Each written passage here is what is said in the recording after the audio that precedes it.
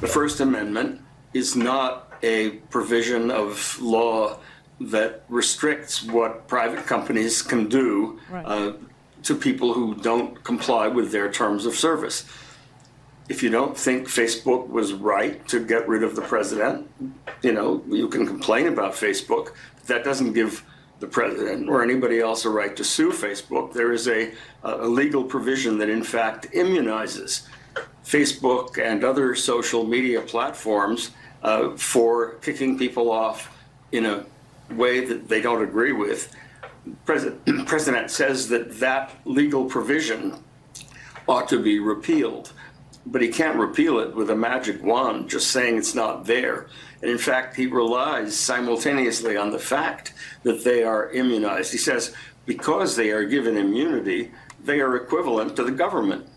Well, that's a ridiculous argument. The gun industry is given a similar immunity, but that doesn't make it the government. And he can't simultaneously say that because they are given this benefit, they are the government, therefore the First Amendment applies to them. And by the way, let's get rid of the immunity. If he did, he would knock the legs out from under his own lawsuit. But it doesn't have any legs anyway, so that's neither here nor there. It is a joke. Now, yes, I hate that they censor us. I hate that you can't play music. I hate that, they have all these rules, but the rules are the rules. Just like Sha'Carri Richardson, she smoked pot, right? She smoked pot. And so she's not allowed to compete in the Olympics because the rules are the rules. You want to change the rules, that's fine. But the president of the United States was the president of the United States. And if he wanted to change the rule 230, which is the thing he's always complaining about, which is the thing he's complaining about here, if he wanted to get rid of Section 230 as the president of the United States with a Republican House and a Republican Senate, he was really well situated to do that. It still wouldn't make Facebook or Twitter or YouTube the government. And you still wouldn't be allowed to sue them under First Amendment, a First Amendment claim, because the First Amendment only protects against government intrusion. Here, let's make this real for the caller in Texas, all right? Can you, caller in Texas, what was his name? I don't even remember. But can you go to your private workplace, and I'm assuming that you're not self-employed. I'm self-employed, okay? But I worked for corporate my whole life before I became self-employed on purpose, okay? I left corporate because I didn't like the rules, which is you can do that too. You can leave Facebook, you can leave Twitter, you can leave YouTube. I can too, right? I can. However, can you go to your workplace and threaten your fellow employees? Answer no, you would lose your job. Can you then turn around and sue your employer for infringing on your First Amendment right to incite violence in your workplace, or threaten your employees, or harass the girl that sits next to you, or harass the guy that sits next to you, or do anything that would somehow disrupt the workplace, and then bring a First Amendment? You see, this is just the dumbest idea in the history of Donald Trump's ideas, how to sue somebody. It makes no sense what he's doing unless you look at it from what he's actually doing, which is fundraising, grifting, getting you to pay for the lawsuit. And really what you're doing is you're paying Pam Bondi, you're paying an institution which is really a fraud of a organization. I don't even know what to call it. The First Amendment, the First America First institution. It's very similarly named to Nick Fuentes' First America First organization, which is a white supremacist organization. I'll say that. But you'd be giving money to a bunch of freaking Pam Bondis, to a fraudulent. Well, they're not fraudulent. They're just an organization that does nothing. You would actually be doing that if you gave him the money that he's asking you for to help pay the legal fees to bring this case, which won't be brought because, as I told you, they brought it in the wrong court. They don't have a certified class. There are no other members of the class other than Donald Trump.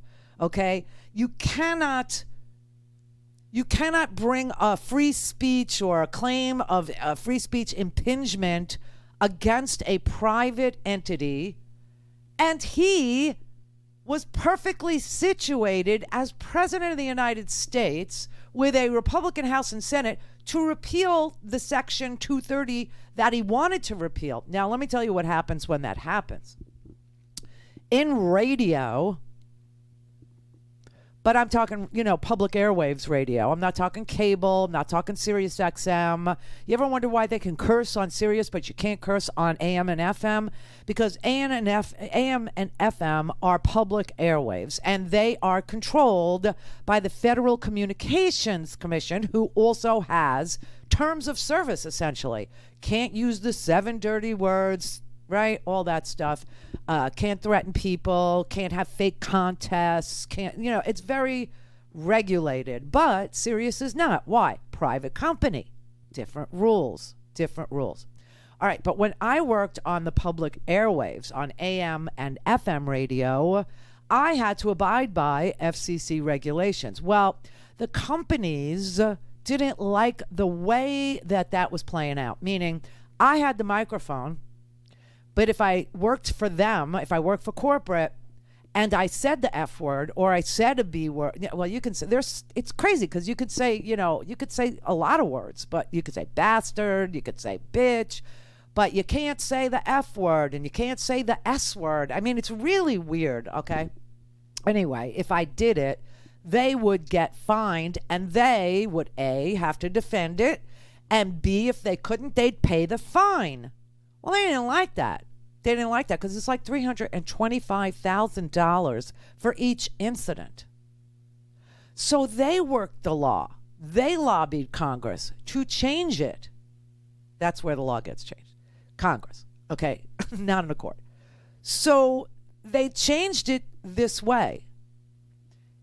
If I said the F word and I was working for corporate, I now personally was fined, and I personally had to defend it, and I personally had to pay the fine. That's what corporate did, and that's what they'll do again. If you change the law and you made, let's say, 230 go away, which gives them immunity from the crap you post, then you would be sued for the crap you post. And you would have to defend the crap you post, and you would have to pay the fine for the crap you posted. So be very careful about what you wish for. Do I want corporate to be able to censor me?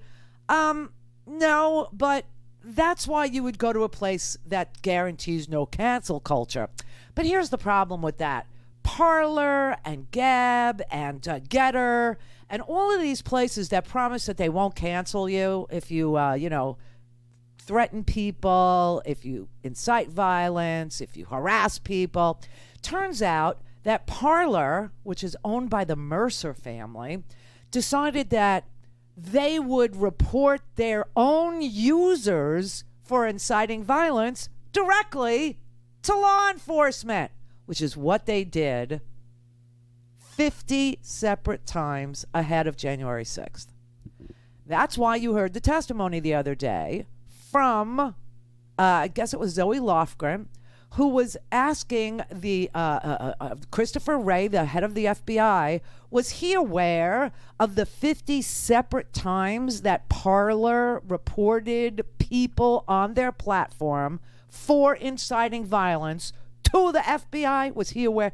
No, I'm not aware of it, which is why he needs to go. It's why he needs to retire or be fired or removed and replaced. But Parler literally was turning their own users into the FBI. Getter, which was founded by, Jason Miller,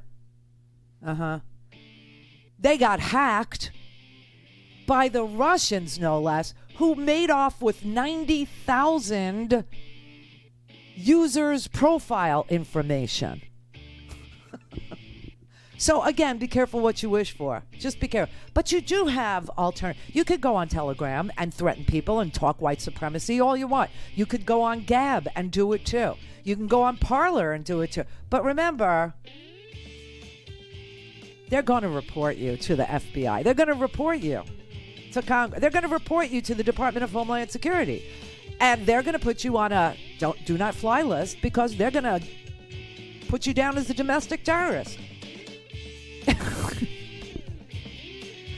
Be very careful what you wish for. Be very, very, very cautious, okay? And just remember the workplace example and apply it to your social media. Don't have time to listen to the live show?